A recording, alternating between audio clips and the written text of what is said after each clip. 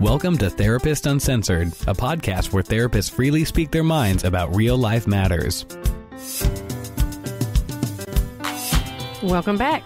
Our guest today is Kelly Inselmann. She is a psychotherapist and a Kundalini yoga therapist here in Austin, Texas. And for those of you whose name it sounds familiar, we had her on a show around episode 52 speaking about yoga and mindfulness and integrating that into our everyday life. It's a great episode. If you haven't heard it, check it out. Today, we're going to take a different slant on this. She is the founder of Cutting Edge Yoga and Talk Treatment, and she focuses here today to talk about how yoga and mindfulness can directly impact cancer survivors and working with cancer survivors in their recovery emotionally and really to try to reclaim their vitality. And this episode, whether is really relevant for those that are actually suffering with a trauma, those of cancer, those who support them, and really for anyone who would like support dealing with stress and trauma in their body. And given the neuroscience-backed support for the effects of yoga and mindfulness on our health and our healing, and the pervasiveness of cancer throughout our community, we're just so grateful to have Kelly here today to walk us through this very, very, very important topic. Now, side note, as a bonus, as we did before, Kelly was so kind. She walked us through and does a Kundalini yoga practice with us. And it's a standalone. You won't hear any of our voices, completely standalone, and it's going to be a separate bonus episode. So either listen to it just once to get an idea of what she's speaking about, or you could go to it over and over again if you'd like to kind of utilize it in your life. So we hope you do. All right. Well, Kelly, I'm so grateful to have you here. Tell us about your work. Thanks, Anne. Yes, one of the questions that I like to ask myself is one that Bessel van der Kolk, who's one of the big trauma researchers these days out of Boston, posed. And that is, how can we activate the body to heal the mind? And in my experience, using yoga and meditation is a beautiful intervention with people that have really become alienated from their bodies through a traumatic experience, either in their regular life or through having an illness like cancer. And so it's just a delight to me to be able to bring the body awareness and movement and access to meditation into my clinical practice. And for the listeners that didn't yet hear the original podcast, just to sum up a little bit of what we encourage, not only the idea of attending a yoga class where the type of yoga integrates mindfulness and body awareness, Kelly brought to us the idea of integrating into your daily practice. Only about 20 minutes is also very, very effective. And so as we're talking about that, just remember from your own experience that this can be something that is done on a daily basis. Yes, and it doesn't have to be 20 minutes. It could be 5. In some ways, it matters less how long the daily practice is and more focus on the consistency and trying to bring it into your life in a regular way. And one of the things that's different, I know we've talked a lot about meditation and mindfulness on this podcast, but again, if you didn't listen to the first one, we're really talking about, did a lot of talk about the importance and the integration of movement and the effect of combining movement, and that it has a significant different effect overall. Yes. One thing about trauma is that it doesn't happen just to your mind. It also happens to your body. Oh, yeah. And so then people can end up feeling alienated from their body, like I said, or dissociating certain parts of their bodies. And so yoga is, first of all, if it's a trauma-sensitive yoga, you're really bringing a desire to help people feel safe in their bodies, to repair the emotional and the physical injuries in a way that they can learn to be with themselves in their bodies and feel safe and cared for. And the other piece that we want people to feel in a yoga class for trauma survivors is that they can come into the here and now. Because in trauma, you're basically in a repetitive cycle of always thinking about and actually re-experiencing the difficult situation that happened. And it can be very hard to come into the present moment and realize I'm safe now. I'm with people who care about me now, because you're always suspicious, looking kind of on the hypervigilant from Yes. the trauma, being kind of on in an alarm state or hypervigilant. Right. And so by using the movement of the yoga, learning to tolerate your sensations in a safe class, it builds the capacity of people to be okay with whatever's happening in their body. It doesn't mean that the trauma experience is completely eliminated, especially not quickly, but it grows the capacity to tolerate what you're feeling, so that then you can talk about it, you can get support, you can take effective action and change your situation in the moment. Like maybe you need a blanket, or maybe you need to sit up on a cushion while you're doing your practice.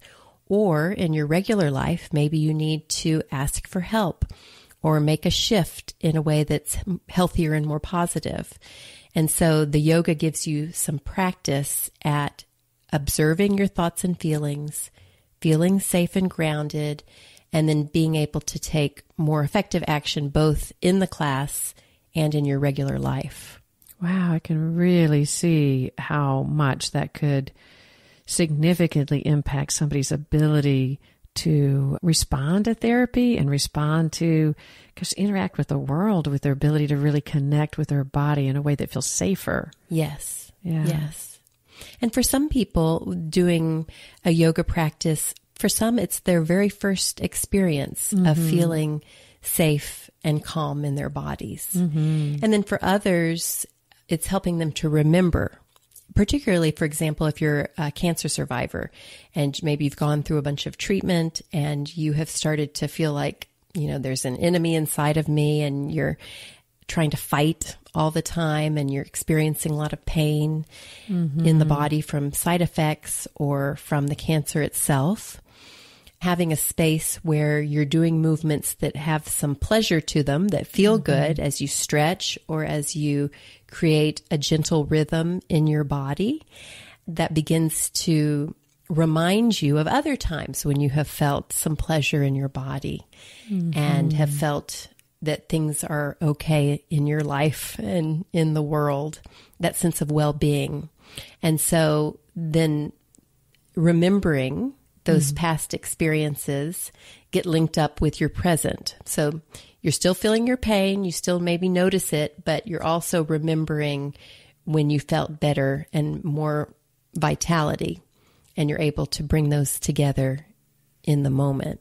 That's so powerful, because it's so often a trauma response is feeling like that something could just take you over and you don't expect it. And so being able to just to have a power of association could come over you and create a sense of trauma in your body. And I'm thinking about somebody having been able to practice yoga as you're describing, especially with a group over and over again, to have that confidence that if that does happen, that they can soothe themselves, that they have a resource right there. Yes. It's kind of like in their back pocket to pull out. It kind of helps them walk around like having a sort of a protective blanket, if you will. Yes. It's having some tools, and it's not just a mental tool. It's actually a felt experience that is very deep and sticks with people throughout the week. Well, and as we mentioned in the other podcast, it can deeply just immediately have an effect on your neurotransmitters in terms of helping to produce GABA that could decrease your anxiety in that moment. Rather than just being subject to the trauma thought, you're actually able to produce a calming effect physiologically in your body. Yes. Right. It's wonderful. I hear from people quite a bit that the mental mantras and the affirmations that we use in our yoga classes are tools that they can bring with them. So, but it's not just a mental tool of thinking positive. It's one that they've experienced simultaneous with feeling a real sense of well-being in their bodies.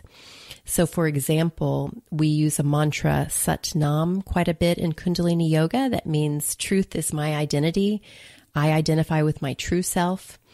And so we might be using that mantra as we're doing our movements in the class. Maybe we're using it in a mental way as we're lifting our arms, we're thinking to ourselves, Sat Nam, Sat Nam.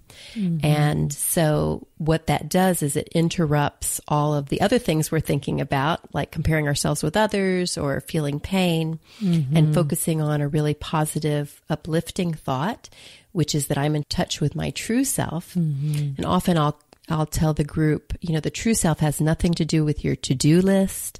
It has nothing to do with what's happened to your body even. It's what you're born with. It's what's present with you throughout your entire life. It's your witness self. It's your own true self that's linked to the infinite. And the infinite, however you imagine that to be. It doesn't have to be any certain way. But that's an experience that people with their sense of well-being in their bodies are able to link to the mantra Sat Nam, and then remind themselves when they're in stressful situations, oh, Sat Nam, I can speak my truth. I can tell people what I'm really feeling. I'm not responsible for everybody. These are the different ways that people translate Sat Nam in their regular lives. Wow, that sounds really powerful. Are there any other examples of mantras that people carry with them? I think people use the Satanama meditation, the Kirtan Kriya that I think you're going to have online with the podcast. And the meaning of that mantra is recognizing the cycle of life, that there is a birth, a death, and a rebirth to basically every cell in the body and to every person. And, it's all through nature. And so a lot of times people will tell me that they use that mantra as well. They think I could imagine what a beautiful mantra as cancer survivor, the rebirth of cells, and to be able to, while going through treatment, to have a mantra that is really concentrating on bringing health to the body. Yes. There's another mantra that we use. It's Ang Sang Waheguru. And the meaning of it, people love this one, is God is in every cell. Or you might think of it as life is in every cell. And I like to think of it as infinite possibility in every cell. And so people like to chant that and to really visualize their bodies full of life and love and connection to the infinite as they're going through their healing process. Well, say a little bit more. And Kelley, I know that you are open in your work that you're a cancer survivor, and that's one reason that it's become a passion for you in trying to help others, because you really have shared with me the amazing effect that yoga has had in your own healing process. Would you be open to saying a little bit about that? Sure, I'd love to. About 10 years ago, and I was already a yoga teacher integrating yoga with my therapy process when this happened, but 10 years ago I was diagnosed with stage 3 breast cancer. And at that time I had a 2-month-old baby, my one and only daughter. Wow. And it really was an unbelievably difficult, traumatic situation for me, even though I had a lot of support and I had good access to medical care. I can only imagine just how exquisitely aware in having a 2-month-old on your own you are of the need for you to be there. And, yes. And then to hear that you have a stage 3 breast cancer. Wow. Yes. Yeah. To have the juxtaposition of new life and wanting to, be joyful with my daughter and then really being afraid that I wasn't going to make it.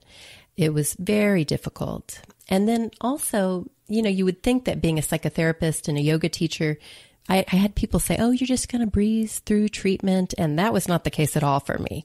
If anything, I was probably more paranoid, more hypersensitive to every bit of the experience of chemo. I went through all the Western medical treatments that were recommended, in part because I had this baby and I was not going to take any chances.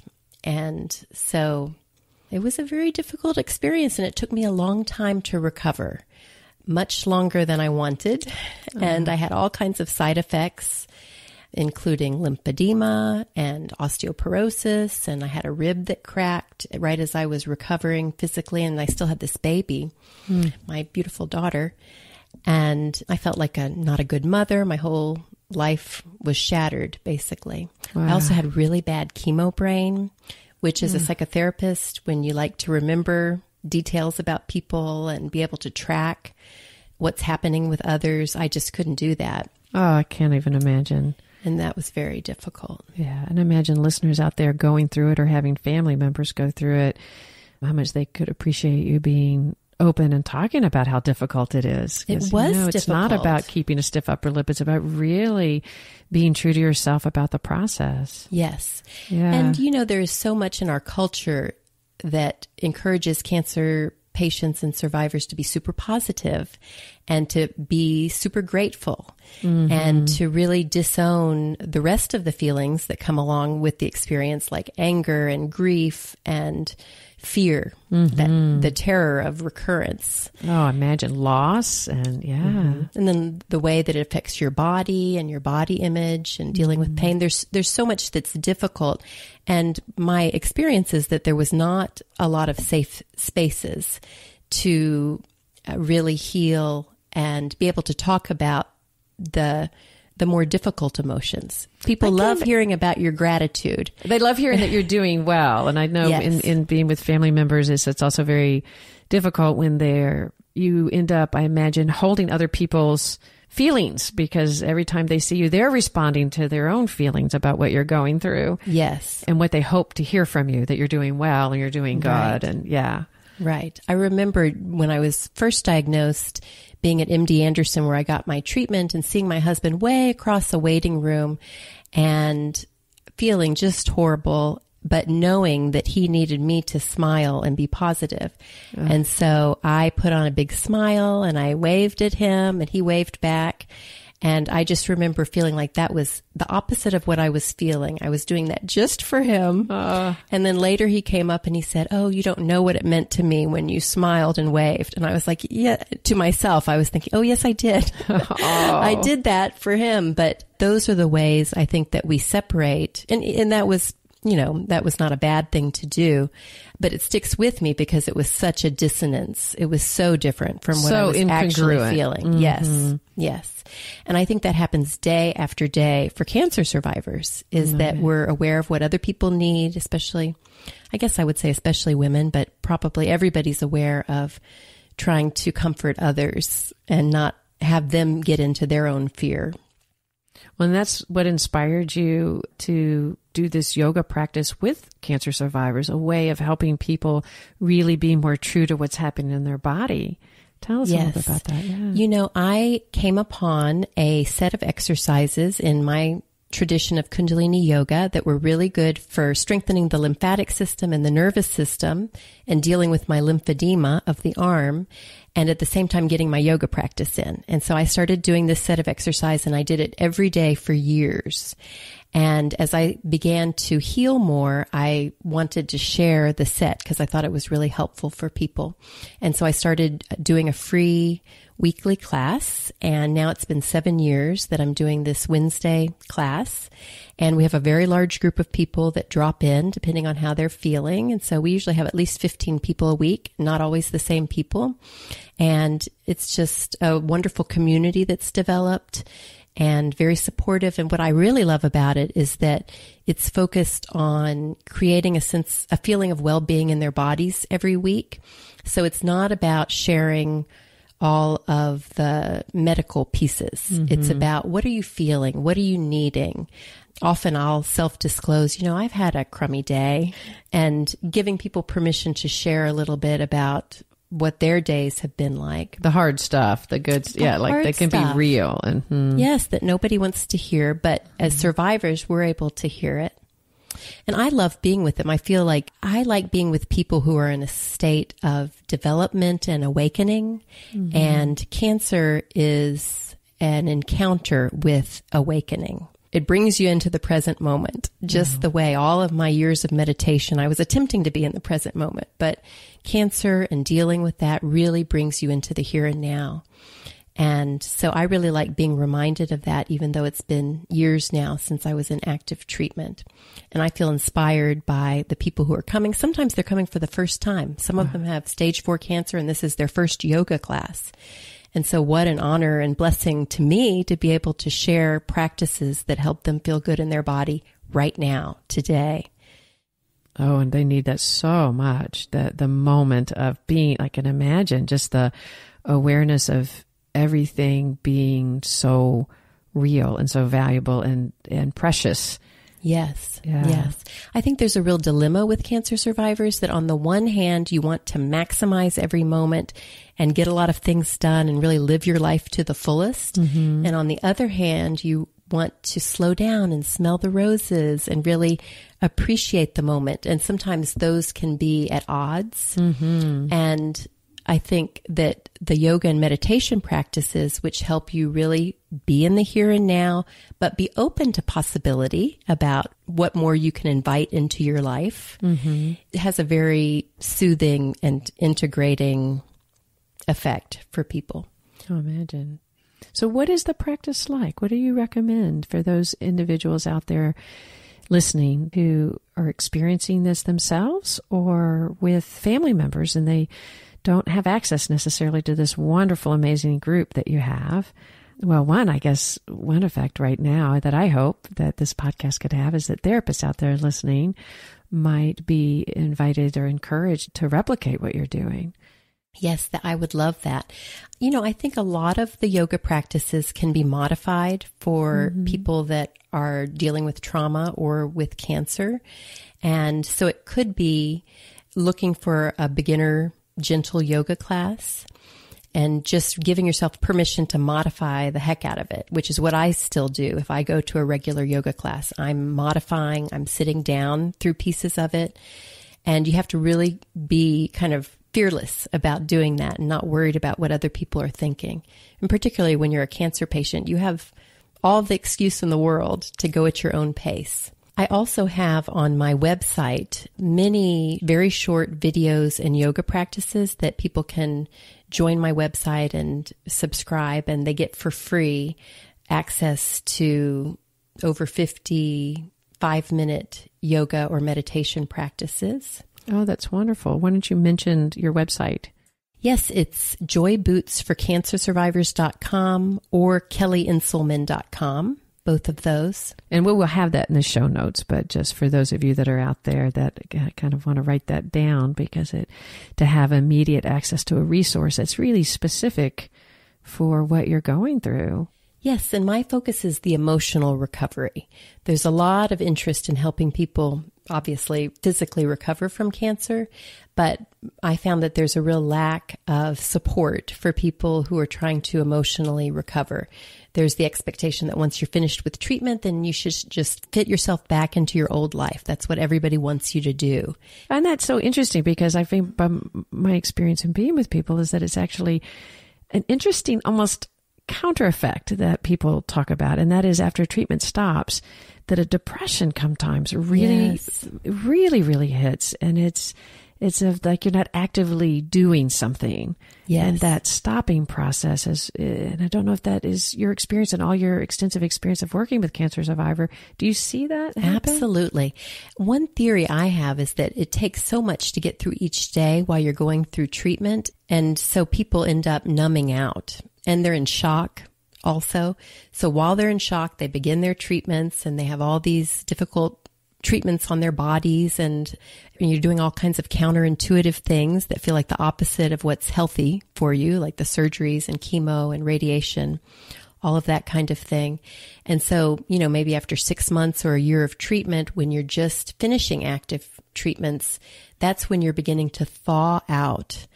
Mm-hmm. And you're beginning to access your feelings again. But that's also when everybody is kind of dropping you because everyone's moving on. They've been there. They've been bringing you dinner. They've been saying, and now you're possibly back to work or at least off treatment, and everybody's going back. And I hear what you're saying. And then also it's like you mentioned with trauma response, it's like now you're not in a sympathetic response where you're actively doing something. You're more in a slowing down process, and that all those emotions, I can imagine, just rush in. And yes. Or you continue feeling pretty numb. Ah, okay. And I had both of those. Did you? I felt numb quite a bit. I would worry, even with my daughter, I'm not feeling anything, and that really... So you mean not just numb about your own body, but just numb to the world a little bit? Yes. Not feeling the joy with your daughter that you would think you might feel. Right. Wow, that would be so hard. Oh, it was very hard and very scary. And with all I know about attachment, very scary. And so but it really motivated me to find safe places to heal. Oh, of course. And to talk about the feelings and to really express the anger. Because what I found is that emotional, for myself and for many clients, that emotional numbing has a lot to do with not being able to express your anger and just holding it in. And so often with clients, they don't want to feel angry and they sure don't want anybody to know that they're angry, particularly if they're at the end of active treatment or they're in remission. You know, to dare to be angry when you should be so glad that you are still alive.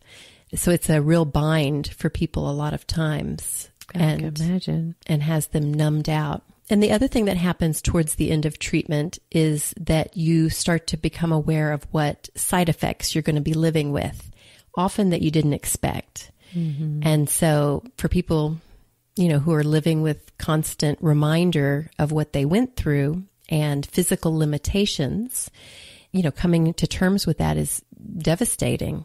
Imagine. And really can cause depression as well. Yeah, just a real loss in your own identity and a sudden loss, because most people, cancer is just a sudden onset and you weren't prepared for any of this. And then you're in this this process of treatment and focus and doing. And I can imagine as the treatment stops, you're really bringing such insight into this.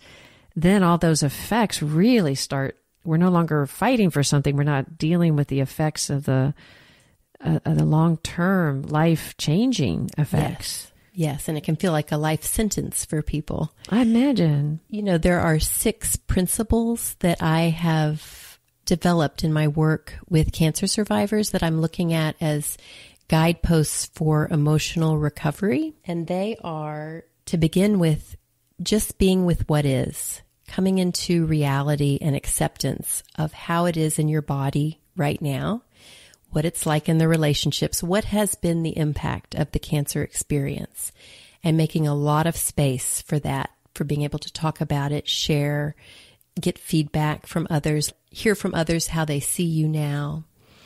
So that's where I try to start with people, is just making a safe space for them to show up as they are and talk about what is now for them. What is now in terms of what they are experiencing physically, emotionally, mentally, and kind of also what they're needing. Yes. Everything that's just in this moment, what's going on, not future, not past, but in this moment. Right. That makes sense. Yeah.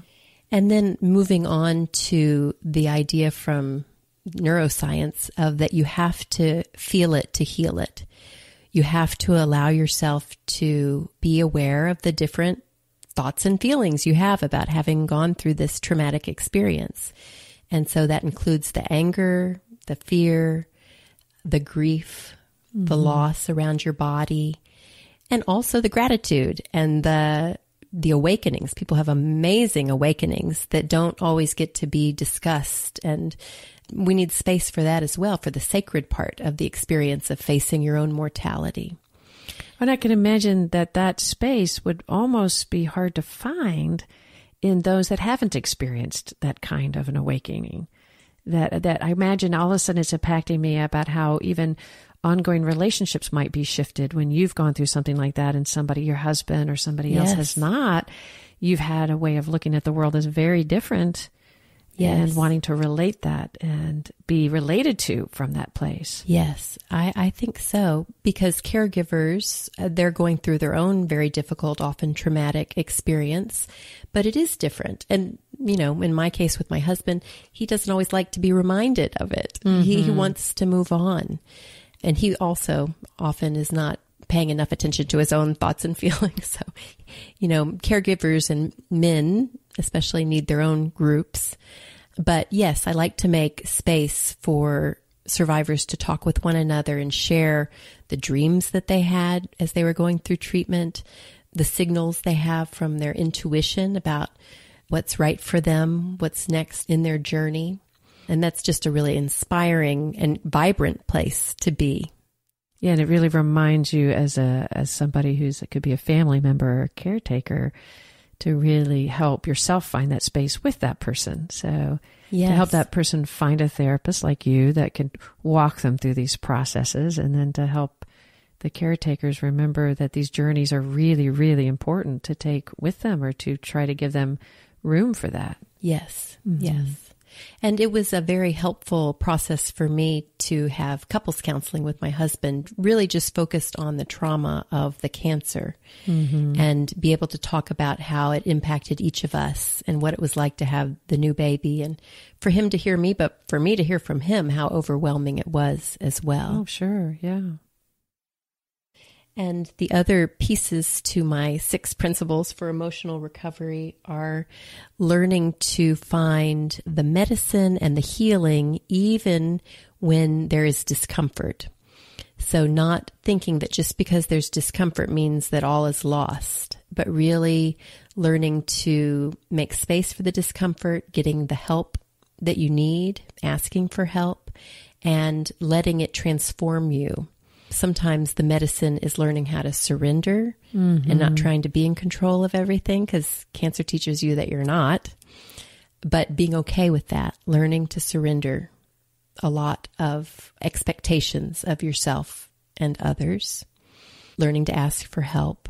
And I think of that, you mentioned attachment perspective, and I could imagine for some individuals, that's a real challenge, that they get to a place where they really can't have all the control, and they really realize it, and they have to ask, and they have to reach out. Oh, yes. And for those individuals that might be a little bit more avoidantly attached, or so used to being self-sufficient, or seeing asking for help as a sign of weakness. Yes. That journey could be really, really difficult. But oh, yes. It's just very painful. But so essential. Like the asking for help is actually a sign of health. And that's what you're talking about. Right. It's part of the healing and health. It's not part of weakness. Yes. We even have an exercise that we do in yoga. It's on my website, where you alternate reaching an arm out, grabbing a fistful of prana, life force energy is what I say, and pulling it into your body, and then inhaling, extending your other arm out, grab a fistful of prana and bringing it into your body. And I like to tell people that that is embodying, reaching out, asking for help, accepting what the universe has to offer you, and bringing it in, and trying to be really fearless about that. That's a wonderful image. And then the 4th principle is that there are gifts even in our physical limitations. And for example, for me, anytime I start to feel my arm is swelling or noticing a lot of discomfort in my body, I'm not able to push past my limitations the way I really prefer to do by nature, and which I always did before. I just can't do it anymore. Either fatigue gets me, or body discomfort keeps me from being able to overschedule, to not make time for my own health and wellness. And so in the same way, I like to help people try to figure out, what are the gifts? How is it that you can take this limitation and find ways to work with it that benefit you, and maybe even enhance your life in some way? Well, you just named one of the benefits we just from before, the benefit of was that step 4 before of knowing that you needed to ask for help. I know that's a different kind of limitation. You were talking about a physical limitation, but let's say the physical limitation is your arm. And so you needed then some extra support related to that, and the idea of learning to be able to connect and ask for help. Right. You know, we talk exponentially on this podcast about how much that is actually a gift and a benefit. It's a loss because you lose some independence, but you can, in fact, gain connection and gain an ability to open up and rely on somebody. Yes, and have a deeper connection. People love to be asked for help. Absolutely. It's a gift to them. Right. And yet so many of us feel like, oh, it's going to be a burden, and it's so embarrassing and shameful to need. Yeah, no, that makes so much sense. And then the 5th principle is about really cultivating your own energy, your prana, your life force energy, and ways. What I've noticed with survivors is that people can get very focused on needing to have a very austere diet, like no sugar ever, and being very hard on themselves because they're so afraid of a recurrence. And so they're trying to do everything that they can to prevent that. And what I found for myself and with clients that can be helpful is to take a more moderate approach and to think about your lifestyle in terms of what brings me energy, healthy energy each day? What can I do? What kind of movement can I do? What kind of meditation? What can I eat? What can I avoid watching, like cable news? There are times I'll go on a Facebook fast where I'm not looking at my news feed because I don't want to get stimulated by everybody else's thoughts and feelings because that dampens my energy. So anyway, helping people to explore what kind of energy do you want to be feeling every day, and what are the habits that you can begin or emphasize to help you feel good. That's a great way to put it, because oftentimes it is really a habit that we have to change to leave us open to that energy, rather than just responding to the world on an everyday basis of the stress that's there, but to really slow down, and especially as a cancer survivor, to know that you have to have your own energy and to keep your cortisol low and to be able to be open to yourself and the world. You really have to protect that. Right. And to develop habits like we were speaking about in our last podcast, and about a meditative and a yoga practice that actually increases your ability to engage in the world. And my last principle I call joy boots. And the name came from a very deep experience I had as I was recovering from treatment, where I remembered being in my body as a 5-year-old and having been given some brand new white go-go boots that were knee-high, and just feeling a lot of joy about the boots and dancing around in my backyard. And I think I was singing that hymn, I've got the joy, joy, joy, joy down in my heart. And I really had a visceral memory of what that felt like to be young, to be vital, and to be joyful. And I've been able to hold on to that memory that came about through a movement practice and use it as a somatic marker, which is like a touchstone, like a body memory. And these days I ask myself, if something is presented to me, an opportunity or a request, I'll ask myself, can I do this with my joy boots on? Can I let that little 5-year-old that had all that vitality and joy, is she going to feel good if I say yes to this? And if the answer is no, then I try really hard not to do it. And it really helps to inform how I am moving forward in life. Oh, I love that. I can imagine using that in all sorts of areas. It's a really wonderful image to have, and a way to check in with yourself instead of being so immediately reactive to the world and responding in all sorts of, obligatory ways to kind of go, wait, what does this really do for me inside? Yeah. Yes. And so that's one of my objectives in working with people, is helping them discover, what is that for you? What is your body memory that's going to tell you that this is the way to go? This is going to bring me more vitality and a sense of openness and connection with the infinite and with my community and with myself. That's lovely. And so I'm putting this together in an online course. So say something about it. Yeah, I'm working on it right now, and it's going to be a course and hopefully a book that will come out in 2018. So say me a little bit more about the course. It's going to be walking through each one of those steps. It is. It's going to be each week taking one of the steps, starting with being with what is, and really exploring both through journaling and through meditation practice, and checking in a Facebook community with others who are doing the course as well. So sharing your experiences, what it looks like for you, and hearing from others. And so we're going to integrate the yoga, the meditation, and just a self-exploration so that people can feel more integrated as they recover emotionally. Oh, that's wonderful. And you mentioned, I just love the comprehensive part of it and walking people through the steps. I just cannot imagine how helpful somebody out there feeling alone in this, how inspiring they could feel to have access to something like that. Yes, I hope so. And I'm doing it because it's just not out there. There's not enough emphasis, and in part because the technology has advanced so much that people are surviving who maybe 10, 15 years ago were not. And so the mental health field and the emotional recovery from cancer field has not quite caught up to really providing services and safe places for people. Well, it sounds like a very powerful course. And as you talk about the yoga being part of that, again, I want to refer listeners back to the original podcast because we talked quite a bit about how yoga directly impacts even the inflammation system within individuals. That is very relevant to cancer survivors, and to integrate the yoga, how it can be a very physically impactful in your physical recovery. Yes. In your physical recovery and in your emotional recovery. It has to go together. Absolutely. Well, thank you so much, Kelley. This has been lovely and so informative. And I think there's so many out there in the community that are going to be so grateful that you took the time to come on today. Thank you so much for having me. Therapist Uncensored is Ann Kelley and Sue Marriott. This podcast is edited by Jack Anderson.